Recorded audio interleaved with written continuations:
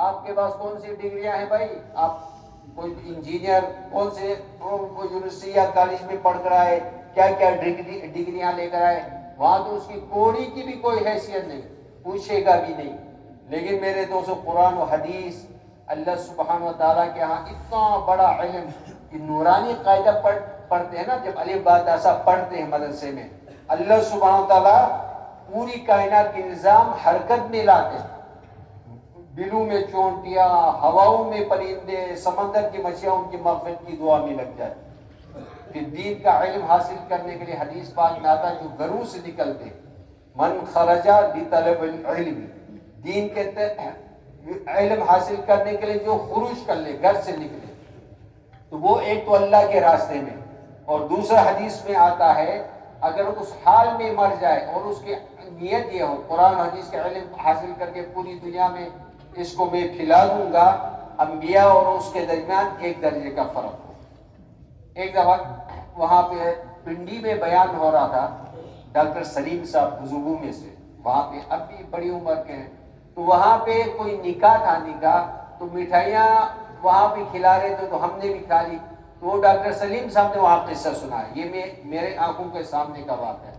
انہوں نے کہا یہ جو آپ کی مٹھائیاں کھا رہے ہیں، ہماری ایک بچی کا نکاح ہے، اس کی، اور اس کا ایک عجیب واقعہ آپ کو سناتا ہوں گا کہ یہ بچی بچپن میں گم ہو گئی، بچپن میں گم ہو گئی، تو والدین نے تھانے میں لکھا دیا، اللہ کی شان وہ گم ہو گئی، وہاں سے ان کو بیچا گیا چھوٹی عمر میں، کوئی 3 سال یا اس طرح، وہ ابڑبار میں کسی کے ایسی عورت کے ہاتھ لگ گئی جس کے بچے نہیں تھے، اس نے اچھی تعلیم و تربیت کی، تو اس بچی کے ذہن میں یہ تھا کہ میں گم گئی ہوں، میرے والدین کھو گئے، ماشاءاللہ اس کو قرآن کی تعلیم بھی دی تھی، اس نے 100 قرآن کی منت مانگی، 100 قرآن، کہ یا اللہ مجھے والدین ملا دے، میں 100 قرآن تمہارے لیے پڑھوں۔ تو وہ بچی قرآن پڑھتی رہی، 100 قرآن والناس بھی ہوا، اللہ کا غیبی نظام یہ ہوا کہ والدین مل گئے۔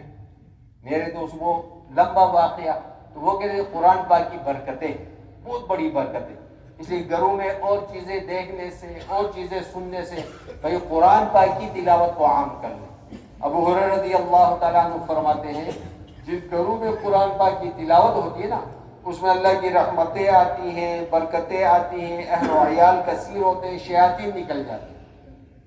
اگر گھروں میں خرافات ہوں گی، قرآن کی تلاوت نہیں، ذکر اذکار نہیں، تو وہاں کیا ہوں گے بھائی؟ شیاطین کا مسکن بنے گا۔ شیاطین کس کو کہتے ہیں بھائی؟ جن کے اللہ جل شانہ صفت ہی خبث رکھی ہے، خباثت رکھی ہے، ان کا شرارت کرنا، لڑانا، جھگڑے کرانا، پھر گھر کے اندر بے برکتیاں اور نااتفاقیاں پیدا کرنا۔ بعض دفعہ گھروں کے اندر مصیبتیں، پریشانیاں، بے برکتیاں آتی ہیں، سارے کمائی کے مشین بن جاتے ہیں، کوئی کام پورا ہونے کا نہیں ہوتا، وجہ کیا ہوتی ہے؟ گھر سے خیر و برکتیں نکل جاتی ہیں۔ اس کی وجہ کیا ہوتی؟ خلاف سنت، خلاف حکم زندگی ہوتی، گھر میں نہ نمازوں کا اہتمام، نہ قرآن کی تلاوت کا اہتمام، نہ ذکر اذکار کا اہتمام۔ تو میرے دوست قرآن پاک کی تلاوت اور دعاؤں کا ہم اہتمام کر لیں تو میرے دوست اللہ سبحانہ و تعالیٰ برکتیں عطا فرمائیں گے۔ ایک مولانا صاحب فرما رہے تھے یہ برکت ہے نا، ایمان و عمل والوں کے لیے اللہ کی طرف سے ایک بہت بڑی نعمت اور تحفہ ہے۔ آج ہمیں برکت کی سمجھ میں نہیں، نہ اللہ سے برکت مانگتے ہیں، نہ برکت کی سمجھ ہے، جس کی وجہ سے مالی نقشوں کے پیچھے دوڑ لگی ہوئی۔ ہر آدمی کہتا میرا ایک بیٹا نوکری میں، دوسرا بھی لگ جائے، تیسرا بھی لگ جائے، کمائی کی ایک دکان ہے 2 بن جائے۔ جتنے بھی مالی نقشوں کو ہم کھلا دیں، وسائل کو بڑھا دیں، مسائل حل ہوں گے نہیں۔ مسلمانوں کے مسائل وسائل سے حل نہیں ہوتے، جتنے مالی نقشے بڑھاؤ گے اتنی مصیبتیں آ جائیں گی۔ مسلمانوں کے مسائل جو حل ہوں گے ایمان و عمل سے، حضور صلی اللہ علیہ وسلم کی زندگی سے۔ اس لیے بچوں کو بھی صحابہ کی زندگی پر بہت سارے لوگ کہتے ہیں نا اب نہیں پڑھو گے ذلیل ہو جاؤ گے، نہیں کماؤ گے، اچھے خاصے لوگ نہیں کماؤ گے نا، محنت نہیں کرو گے، در در کی ٹھوکریں کھاؤ گے، میرے محتاج بنو گے۔ بعض ایسے لوگوں کو ٹڈیا میں جیسے وہ کہتا میں کماتا ہوں میرا رب ہوں، یہ میری مخلوق ہے۔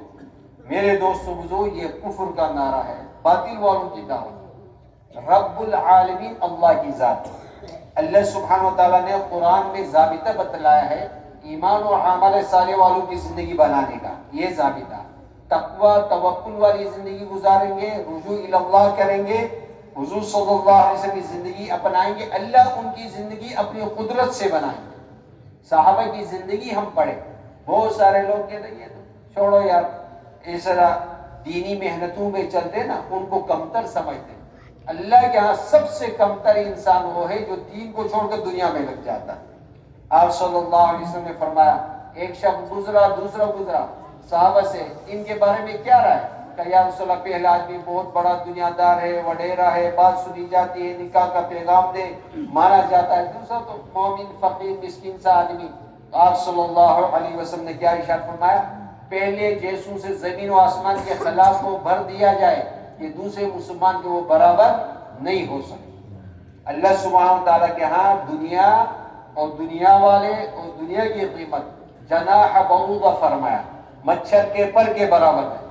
پوری دنیا کی قیمت اللہ کے ہاں دنیا جیفا، ساری کی ساری دنیا مردہ، طالب حل کلا۔ آپ صلی اللہ علیہ وسلم